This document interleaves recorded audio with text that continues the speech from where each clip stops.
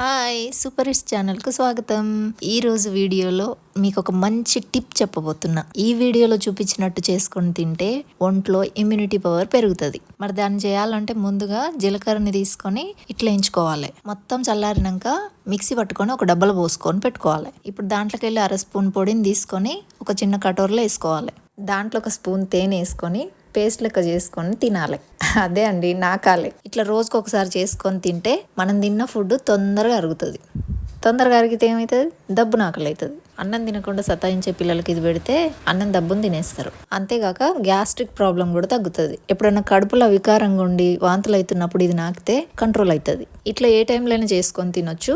పరిగడుపున తింటే చాలా మంచిదని మా అత్తమ్మ చెప్పింది. ఈ టిప్ నచ్చితే వీడియోని లైక్ చేయండి, సూపర్ హిట్స్ని సబ్స్క్రైబ్ చేయండి. దీంతో పాటు మీకోసం ఒక పొడుపు కథ. వింత కాదు విడ్డూరం లేదు, అయినా అదొస్తే అందరూ నోరు తెరుస్తారు. ఏమిటది? మీకు ఆన్సర్ తెలిస్తే కామెంట్ చేయరి.